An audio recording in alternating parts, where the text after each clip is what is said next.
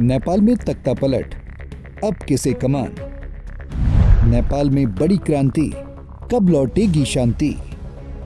नेपाल में फूका गया शासन, अब किसका होगा सिंहासन। नेपाल की राजनीति में भूचाल आ चुका है।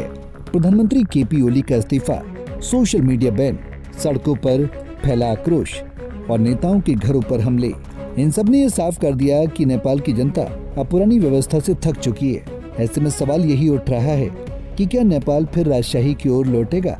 वहीं सवाल ये भी है कि क्या चुनाव होंगे या यह अस्थिरता और गहराएगी। दरअसल नेपाल में शुरू हुए विरोध प्रदर्शनों की असली वजह भ्रष्टाचार और बेरोजगारी थी, लेकिन ओली सरकार का सोशल मीडिया बैन जनता के गुस्से का सीधा कारण बना। सरकार ने इसे अफवाह रोकने का कदम बताया, लेकिन लोगों को ये अपनी आवाज दबाने की कोशिश लगी। खासकर युवाओं ने इस फैसले के खिलाफ जमकर मोर्चा खोला, जिसके बाद नारे गूंजे, राजा आओ देश बचाओ। देखते ही देखते एक्स पर #ब्रिंग बैक मोनार्की और #हिंदू राष्ट्र जैसे हैशटैग छा गए और गुस्सा सड़कों पर आ गया, जिसके बाद संसद से लेकर मंत्रियों के घर तक आंदोलन की आग फैल गई।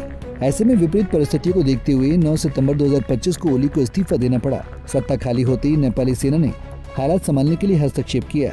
हालांकि यहाँ अब सवाल यह है कि सेना अंतरिम सत्ता अपने हाथ में रखेगी या किसी नए चेहरे को आगे करेगी। तो आपको बता दें कि यहाँ पर संभावित दावेदार कौन कौन हैं। संभावित दावेदार कौन?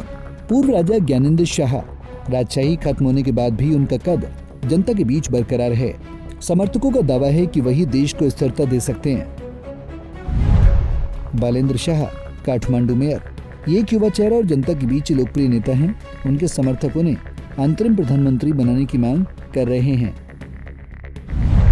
राष्ट्रीय प्रजातंत्र पार्टी आरपीपी खुले तौर पर हिंदू राष्ट्र और राजशाही के समर्थन में है। नेपाली सेना सत्ता संभालने की स्थिति में दिख रही है और संकट के समय निर्णायक भूमिका निभा सकती है। वहीं 2008 से अब तक नेपाल में 14 सरकारें बदल चुकी हैं, लेकिन स्थिरता कभी नहीं आई। बेरोजगारी और महंगाई ने जनता को हताश किया। 81% हिंदू आबादी वाले देश में सांस्कृतिक पहचान की मांग अब राजशाही और हिंदू राष्ट्र के रूप में सामने आ रही है। वहीं नेपाल की साख पर भारत के विपक्ष ने भी टिप्पणी की है। शिवसेना यूबीटी के सांसद संजय राउत ने कहा कि नेपाल, श्रीलंका, बांग्लादेश और पाकिस्तान में अस्थिरता दिख रही है। भारत भी ऊपर ऊपर ठीक दिखता है, लेकिन हालात गंभीर हैं। ये आग जो है वो करप्शन के खिलाफ है।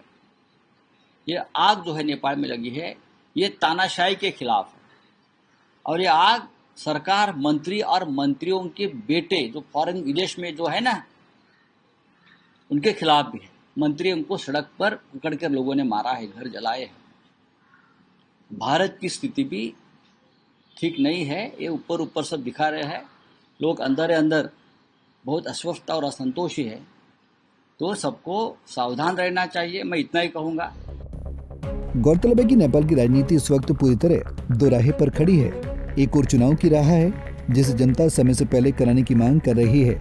दूसरी ओर राजशाही और हिंदू राष्ट्र की आवाजें बुलंद हो रही हैं। उधर ज्ञानेंद्र शाह, बालेंद्र शाह और आरपीपी जैसे नाम तेजी से उभर रहे हैं। ऐसे में अब देखना यह है कि सिंहासन पर फिर राजा लौटेंगे या कोई नया चेहरा सत्ता संभालेगा, या फिर सेना ही अंतरिम रास्ता निकालेगी। बहरहाल इतना तो साफ है कि नेपाल में हवा बदलाव की ओर है, लेकिन ये बदलाव किसे ताज पहनाएगा, इसका फैसला आने वाले महीनों में होगा। Bureau report, Punjab Kesari TV.